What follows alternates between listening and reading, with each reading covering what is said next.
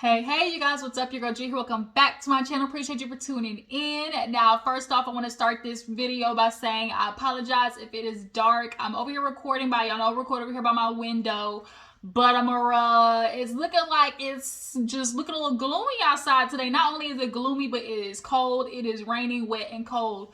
All three that I cannot stand. It's one thing for it to be cold, but cold, rainy, and wet, like, I can't do it.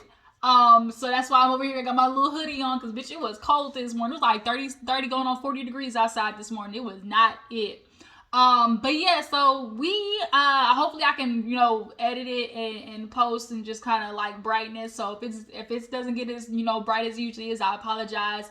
But nonetheless, y'all didn't came here for it to be light bright. Y'all came over here to hear what the hell I had to say. And we're going to talk about Love and Marriage Huntsville, y'all. Love and Marriage Huntsville had another pretty decent episode. Another emotional episode. I couldn't help but damn near cry with Kimmy's scene. Then I got freaking pissed off with Marcel and his scene. Like, just a whole realm of emotions. And hopefully it don't make me just, Lord Jesus, don't break down this episode. Ooh, don't do it. I'm scratching the back of my head, y'all. Sorry. Yeah, I'm just scratching my head because it's time for a wash. I took my braids out. Right now, I'm just rocking, y'all know, like I said, just the little natural curls, whatever it is. But I'm going to wash my hair this week and get back to just, letting it be out and flowy, let the hair breathe a little bit before I start my next hairstyle, which is going to be the faux locks. I'm deciding I'm going to try the faux locks, you guys, for the first time. So hopefully, that turns out well. But until then, it's just, this is what we rocking. And I'm going to wash my hair and then, flat iron it, let it breathe for a little bit, like I said, and then we'll get to it. But Love and Marriage Huntsville, you guys. Let's go ahead and get into the episode. We open up with Destiny and Destiny and Melody basically just sitting down talking, and essentially everybody's like, Mel kind of did say hi, Destiny. Destiny's like, she asked Kimmy, well, did you hear it? And Kimmy was like, yeah, when she came in, she said hi to both of us. She did speak and everything. And Destiny was like, well, obviously it wasn't loud enough. Now, here's where I stand on this Melody saying hi situation. Let's not play no games and sit here and say that Mel definitely could have walked in and did a introduction of a lot more solidity, of walking up to Destiny and being like, hey, how you doing? Congratulations. Yada yada. Like what Stormy did. Stormy wasn't necessarily messing with, Destiny at the time, but she still walked in on some, grown woman shit. And so that's why it's sometimes very annoying with Melody, because Melody and Destiny are alike in the same way, where they are saying it ain't no problem, but it's a problem type shit. Like, yeah, girl, you saying it ain't a problem, but your energy, your attitude says there is. So Melody, you say you cool with Destiny, like you ain't got no issue, but when you walked in, it was definitely giving, bitch, I'm just here so I don't get fined. Now, Destiny was already on 10 because clearly production told her this was an all-cast meeting. Girl, this is a public event. You invited everybody, so guess what? Everybody's gonna be here. And I think that's what had Destiny's energy like off, because she knew everybody was gonna have to show up, because it wasn't like, oh, Destiny was all happy-go-lucky and then the minute Mel showed up, like it switched. Like from the get-go, Destiny was already on just some like stank-face attitude, which makes me feel like she was told everybody was gonna show up eventually. And so her energy was already off. Kimmy was like, yeah, girl, I ain't gonna lie. Like, me and Tisha were trying to talk to you and just conversate, and we wasn't getting nothing. So this is where I guess where her cousin, standing up for her comes in, because she brought her cousin for backup. Like, Destiny, sometimes you do stuff where it's just like, really, girl, like, really. We'll get into what she said on Instagram after, but her cousin was like, well, I just want to, I can tell. What did she say? She was like, Destiny, you probably were already, just feeling some type of way because, this is your event, and now you got Melody, because y'all's prior situation walking in, and from your understanding didn't say hi, so it just basically kind of set you off. You were already feeling violated, like, here you are showing up uninvited to my shit basically, and how dare you not even walk in and say nothing to me. And so because she was already temperamental, Mel walking in basically was the fire to the gasoline that basically set the whole shit. And so Destiny was like, yeah, I just kind of exploded on the inside. And Tisha was like, no, not really. She was like, because we saw it. She's like, She's like, I may have been thinking it, but I just kept it to myself. She was like, you think you did? Like, girl, your energy, your facial expressions, everything was giving it away. And it was like, even Kimmy and Tisha were asking you questions and couldn't get to you. So yeah. They finally reached the point of Destiny understanding, like, this is where I was at emotionally. So Stormy's like, well, I kind of take this as a good step. So, does this mean we can move forward, as friends? And Mel was like, I just think it's funny how she hit everybody with that. I just think it's funny how we just can't normalize, people being okay with each other, people just being able to move on, people being okay with the way they feel. Everybody's allowed their emotions and feelings, and like, we just need to leave it at that. Like, if you want to move on, move on. If you don't, you don't. And we got to be okay with people not wanting to be friends if they don't want to be friends. And basically, her and Destiny hit a touche to each other, and basically was like ditto.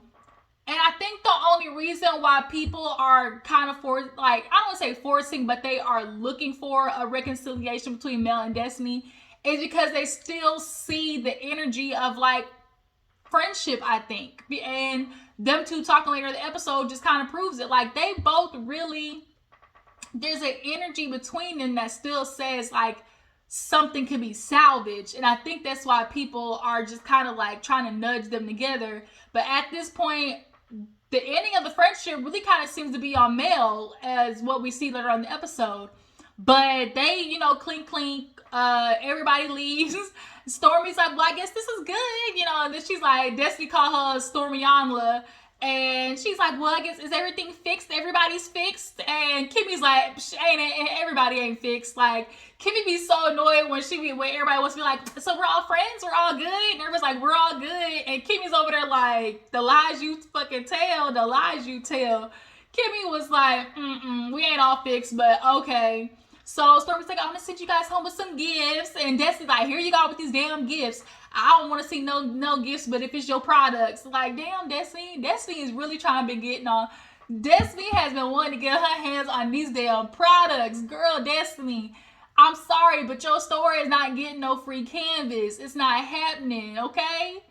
Okay, Pumpkin? It's not happening. I don't know why she feel like Stormy's gonna give her, I don't want to say a handout, but like, you feel like she's gonna hook you up with the doo-wop, with the canvas for the free for the low, when allegedly your store is kind of closed 4 out of 7 days a week. Yeah, that might not be happening, Destiny, but she handed all the girls a nice little pack, the canvas, bag. Everything was really pretty. I said, okay, give it up for promotion. Give it up for promotion, okay?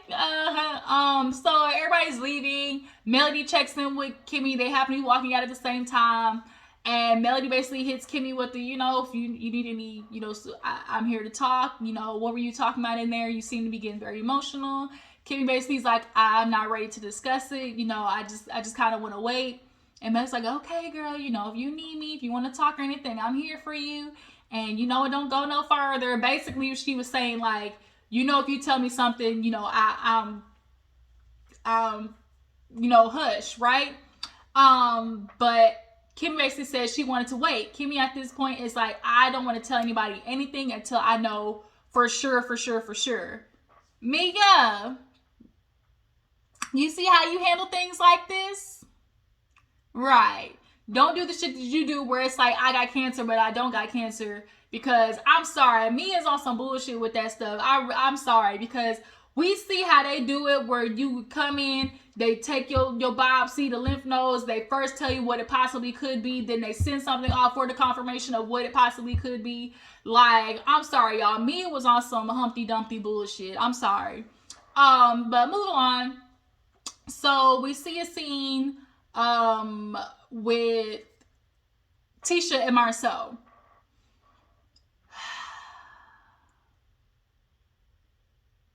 I'm not finna do this with Marcel.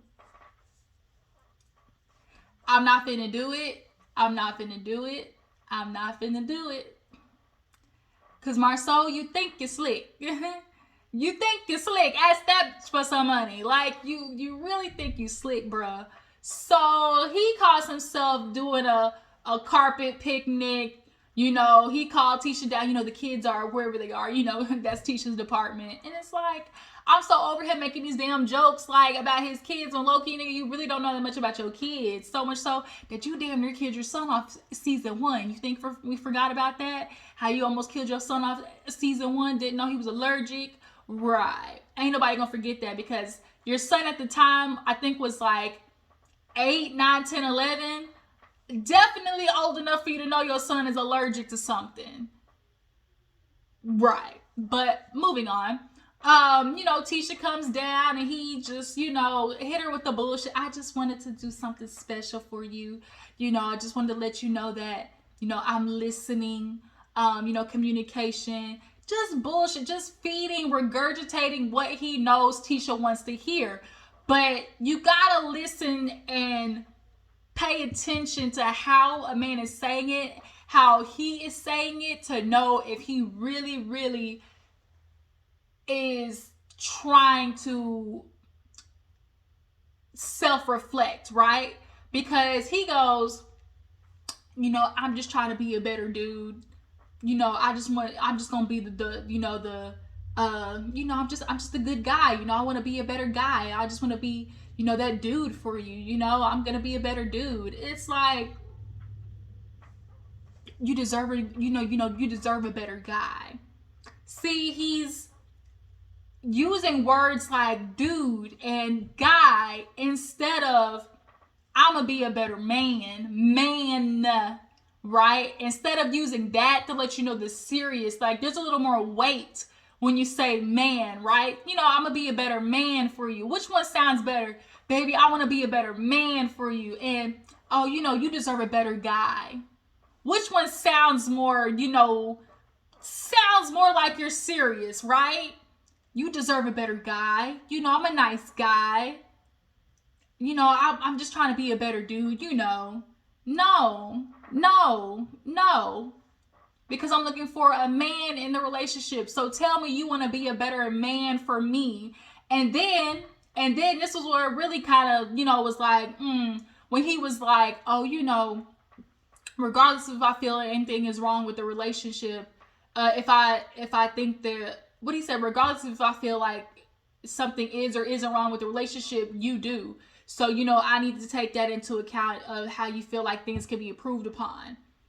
So basically, he was like, if whether I feel like there is or is anything wrong with the relationship, i.e., he don't feel like nothing's wrong with the relationship, because as of right now, everything's been working in Marcel's favor. So why do I feel like anything's wrong if I'm getting everything out of the relationship that I need? I got a woman at home taking care of my kids, you know, my quote unquote legacy.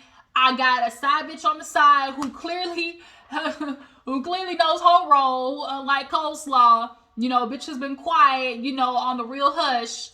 And then I can leave whatever I want. I just threw on you the fact that I was going to Africa and you took it. You know, as of right now, Marcel in the situation is getting everything he needs. So he can sit there and say, like, you know, regardless if I feel like something is or isn't wrong with the relationship, he doesn't think there's anything wrong with the relationship, because right now everything's good for him. But, you know, not for Tisha.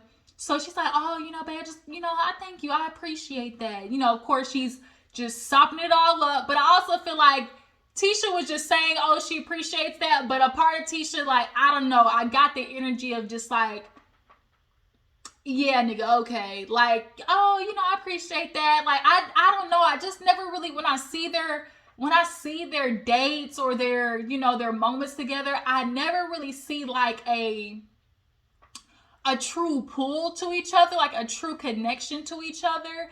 Like, it's missing. Like, when you watch that scene back, even in this romantic setting, I still didn't get that pull of like, this is like the chemistry like that we have in our relationship of like, a love, like in love, like I'm enjoying this moment with my wife or husband. Like I don't get that with them. I just see purely a situational thing. It's giving me real Robin and Juan. Not as far as Robin and Juan, but it's just giving a real roommate tease. Like that's just how I'm feeling. But nonetheless, she's like, oh, are you feeling this way after the couples therapy or the couples trip? And he was like, no. She was like, he was like, oh, that's how you feel. He's like, well, what did you like about it? And she was like, oh, just the couples, how we all got together. I got to see how all the other couples were. Really felt like we got a chance to know, get to know each other a little bit more. And then this is where shit flips for Marcel, and he is just really, he don't think he is, but he's really showing his hand. Your slip is showing Marcel. So now Marcel goes, well, Tiffany and Louis, like they, they're real cool. Louis, he cool. And, I really kind of feel like, Dr. Francis went too hard on him. Nigga, that's not what you thought before. You was all gung-ho, and yippee-ki-yay for Dr. Francis getting at that ass. Now all of a sudden he's too hard on him. Everything Louis said was wrong. And he was like, oh, I didn't see Tiffany get any of that. And Tisha was like, no, he got on Tiffany too. Marcel's like, I don't think so. Nigga, like, let's not play this game, Marcel. Of all people who got it first and foremost was Tiffany. Tiffany got the shit first. Like, he was laying into Tiffany about her not showing up because of her job, about her trying to have this baby to fulfill her, her loneliness as an adopted child, like all of her traumas. Like, Dr. Francis was getting into both of them as a couple. And so he feels like, he was getting to Tiffany and Louis, but I really felt like Louis took the brunt of that. It just seems that, Dr. Francis might possibly, I really feel like he's biased towards men. And, I don't know if that's somebody I could see myself going to. And Tisha's like, he's like, oh, so you're really serious about this therapy thing, huh? Like, he thinks it's a joke. And, like, he is trying to test to see how serious Tisha is about this therapy shit, basically to see how much longer he's gonna have to put up the facade of, oh yeah, I'm actually gonna go to therapy, or how much longer do I gotta fake like I really want to go to therapy when I actually don't.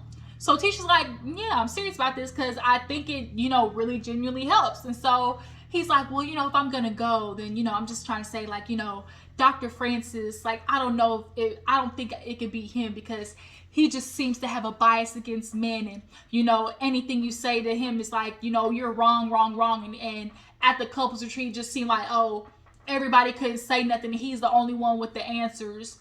Well, as the host of the trip and as the therapist of the trip, y'all are kind of coming to him for answers. Like, that's kind of how that goes. And so then he goes to she's like, well, so what do you, want to see in a therapist? What is your criteria? Here goes some bullshit of, when next time you're looking, try to find somebody that you can see. Somebody that, you can see that, they're not trying to be perfect, the good and the bad. Somebody that you can, you see that, they have experience, they have life experience, and that, you can see that they have something that that you want and can look up to. And the funny part about that is everything that was in your criteria of, what you want Tisha to look for is in Dr. Francis. If you really want to think about it, Marsau. Him and his wife, the wife was there too. So it wasn't like just Dr. Francis was there to be the end all be all. The wife was there. And they both talked about their relationship and how, each person can do better, what can be fixed, right? Dr. Francis is married 40 going on 50 years. That's not something you can look up to. That's not something you would think Tisha or you could, see into a marriage of 40 and 50 years. Right. Okay. Somebody's not perfect. Since when did Dr. Francis ever try to pretend to be perfect?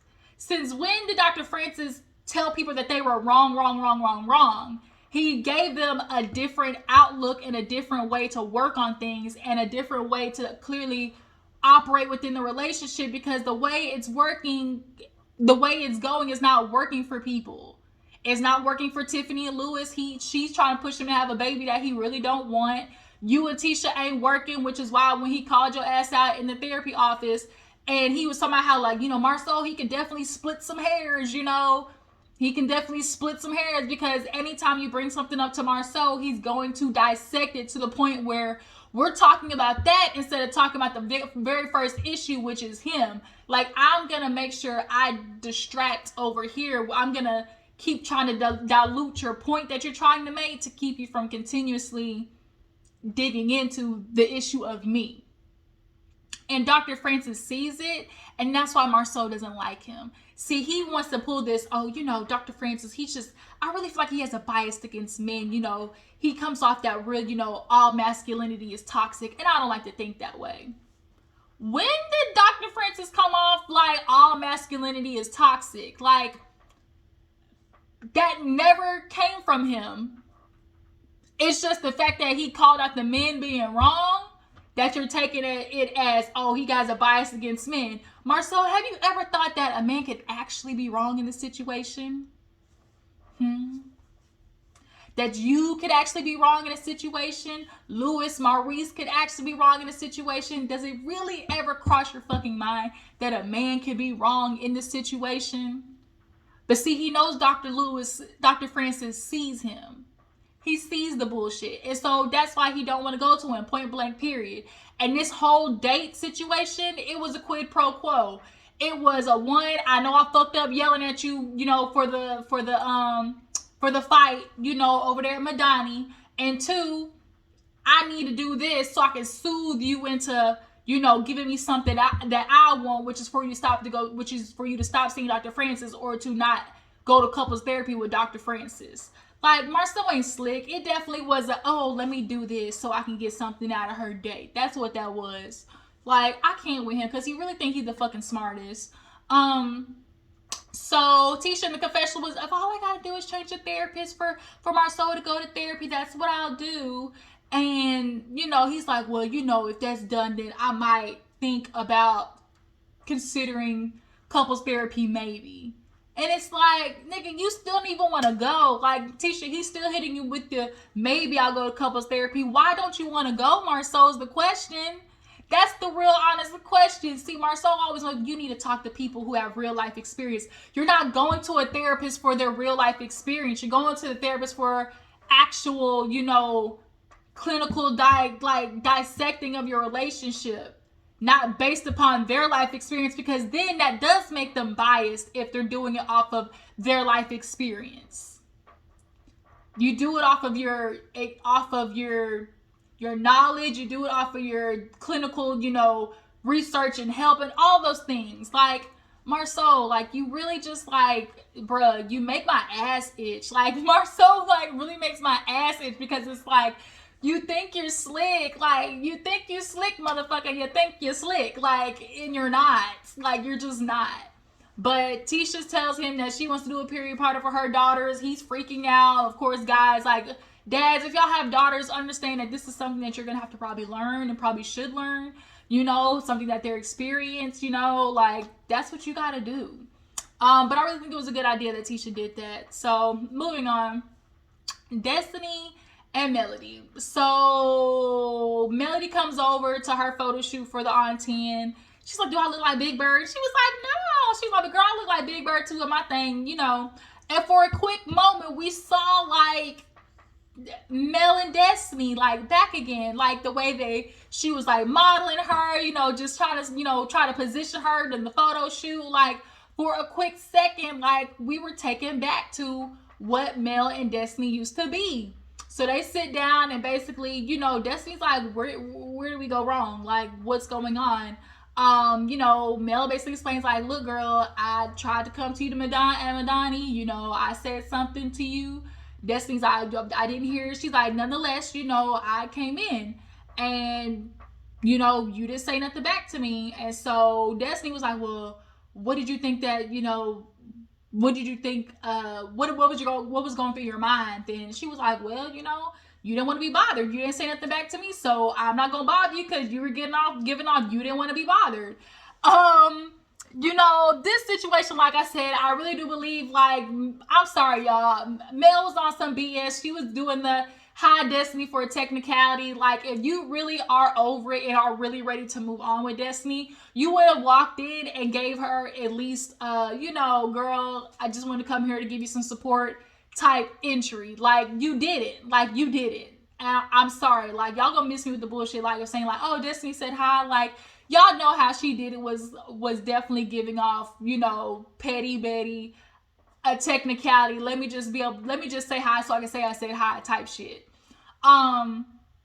So then, you know, Melody's giving her, I don't want to dig up everything, you know, I don't need to rehash nothing because I promise you, like, I'm at peace with the past, you know, I'm not, you know, I don't want to go back over everything because Mel at this point basically feels like y'all are going to have to agree to disagree because everybody has their version of what happened and they're not going to agree on it.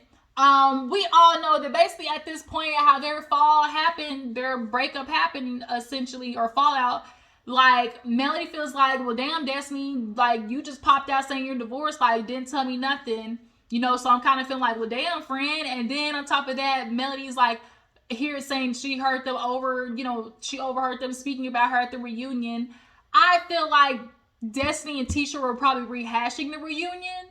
I don't think they were necessarily talking shit. That's just my opinion. But nonetheless, you know, in the midst of them both going to divorce, I really feel like they should give each other grace and understanding. Like, I'm going through shit, you're going through shit. We didn't make enough time for each other. We just could have done better. Like, that's personally like how I feel. But nonetheless, you know, Mel's just kind of like, you know, I don't really want to rehash everything, you know, I'm just ready to move forward. Ain't no ill intent, you know, be like, we good, girl, we good, you know. And so Destiny kind of looks at her and was like, right, but you know, we still got to address the fact that, like, it, like, clearly there was an issue, like, so much so she brings up the fact that, she was like, oh, you know, how could you just be at peace with, you know, character assassinating your friend? And she was like, character assassination, like, you did it. You called me a liar and a master manipulator. She was like, no, I didn't, bitch. Almost said, roll that beautiful bean footage. And sure enough, Destiny did. But Destiny's like, I was just talking about in pertaining to that situation. You know, I guess in the situation, there was a woman who was going to do business with Destiny, and then a blowout, I guess, happened on social media, so that basically caused the woman to back out. And Destiny basically was like, the woman talked to me, and it kind of came off as after, almost like she was in connection to you. And it's like, did you tell this woman not to work with me or not? Like, or do you notice, like, because of you, like, I lost that on business, essentially. Melody does not want to address it. She literally just kind of skated past that conversation. If y'all didn't notice, she literally breezed on past that. Just to still hit her with the, you know, we're just, you know, I don't want to rehash it. You know, everything's good. We're good. I ain't got no beef with you. If I see you out, you know, I'm gonna give you a hey, Destiny. You know, hey, boo, how you doing? And that would be childish. She's like, no, it's not about being childish. It's just about everybody has their boundaries and everything. Everybody has something that they're willing to do. And you know, when I see you out, I still feel like, you know, I can say hey. So Destiny kind of looked at her and was like, do you love me?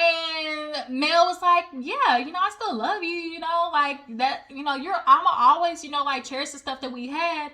And when they did that damn flashback, I felt so bad. I felt so damn bad because it's looking like Destiny really was hoping that Melody and her could rehash things, but Melody is hitting her with the skirt, bitch, you thought. And it's just kind of like really sad because in that moment you can see that I think Destiny really wants her friend back. And Melody, I mean, although she has the right to cut people off out of her life, I personally feel like right now, like, they didn't get to a point where it's not salvageable. I really feel like both of them can admit, like, I was being a bitch, you were being a bitch. They were doing the same thing to each other where it's like, oh, I'm good, but really you're not good type shit. you know, and Destiny, you can admit that, you know, I wasn't checking in on you possibly like I should have. Mel, the same thing, you know, I was dealing with, like, they both were doing the same thing to each other. They just really were. If you ask me. And I feel like ain't nothing happened so bad that nothing is salvageable between them. But Melody at this point is saying, you know, I'm good.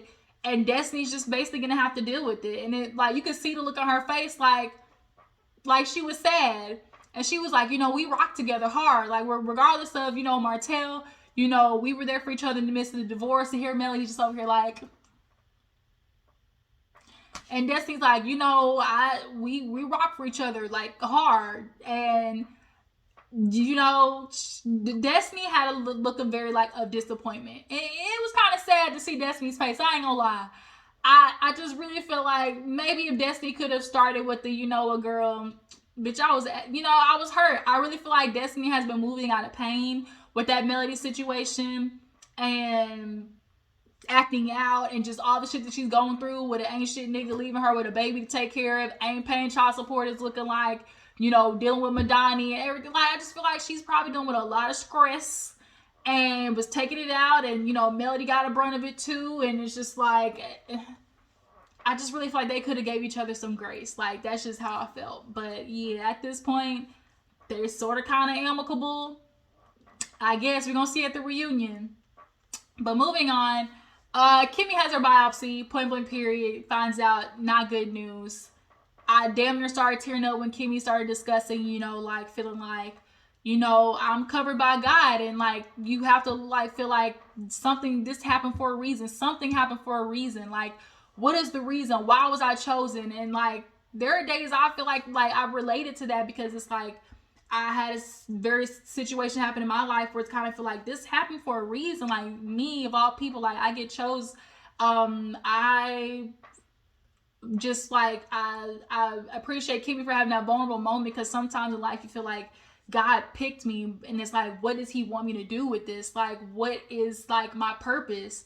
You know, and Kimmy, you know, like she said, if there's anybody I can help, which is why she did talk about it, you know, on the show, because like if I could just help one person, you know, and it just kind of like brought me back to me and myself, was just like the situation that I'm currently dealing with. It's like, if I can help, you know, one person, you know, you just kind of feel like, you know, the things, God puts things in people's laps, and it's just like, you gotta, like, is my purpose, like, are you choosing me? Like, what are you wanting me to do this, like, with this? Like, because everything happens for a reason. And so I guess it's just kind of up to you to figure out what that reason is that God wants you to do. And like, I kind of teared up on that moment, because like, I feel like that sometimes we're just like, what do you want from me, God? Like, what do you want? Like, what do you want me to do? And I guess it's like, for you almost as to figure out, like, to go through that journey to find that purpose. The period party happens, super cute. I'm sure his daughter, like, as girls, you know, was kind of embarrassed. But I'm really glad that they had that type of education. I don't know, most schools do this, like, I think around like 4th, 5th, 6th grade, they do kind of like the little videos for the girls and boys, where they kind of discuss, like, you know, the body and everything. You know, parents got to sign off. I think I did mine in like 4th grade, where they show you the video, you know, all the girls come in and they do basically like the period video, and that's basically about it. Like, they don't really like go through anything other than that. So I'm glad that they were able to go like in more depth. I really feel like there should be like people who come into schools and go like in more depth with, you know, sex ed, body education, all of that, because at the end of the day, like, kids need that, and kids need to know about how their body's gonna grow, how it's gonna, you know, change, what hormones gonna get to flying, you know, it just like discussing all of that. But Kimmy comes, Maurice comes to pull Tisha out, and she lets her know about, you know, the biopsy and the results, and Tisha just breaks down crying. She's like, no, and she hugs her, and it's just like, it's just like, she was like, no, Kimmy. And Kimmy's just like, yeah, you know, I'm just trying to process it. And in the midst of that, she's like, you know, also I got this, you know, for I think her daughter's name is Macy or something like that, you know, in case something, you know, happens at school. And, you know, she did, you know, as a girl, like, when you're growing up, you like kind of, you want to carry in something that's not so obvious, you know, that you're taking to the bathroom, you know. But she was like, you know, in case she needs something, you know, she could put in this little pouch right here. And she starts tearing up. And I think she starts tearing up because it's like, I'm explaining this moment to her, but what if I'm not here for that moment? I kind of feel like that's why Kimmy started tearing up. What it's like, what if I'm not here for this moment? And it's like, you gonna be here, Kimmy. Like, as the teacher said, like, no more crying. We gonna fight. We gonna push through. But Kimmy has a very aggressive form of cancer. I think double negative something, or in like probably one of the most aggressive forms. So I'm praying for Kimmy, y'all. Prayers out to Kimmy. I want to appreciate her for the vulnerability, and just know that, girl, you touched my heart. Honestly, you really did, and it kind of is motivating me to kind of do the same thing of just like telling my story and hoping that it reaches somebody else. And so maybe that's something I will do, you know, here soon. I've kind of been leaning towards wanting to do that, but yeah, you guys, Love Marriage Huntsville was another emotional episode. I appreciate y'all for tuning in. Tell me what you feel about Marsau and Dr. Francis, Destiny, Mel's relationship. Who do you feel like is more to blame for the fallout? What do you guys feel about Tiffany and Lewis? Is it time for them to, you know, get the boot? Is it time for them to get that pink slip? Let's just go from there, y'all. I appreciate you for tuning in. Follow me on Instagram and Twitter, and I will catch you in the next one. Deuces.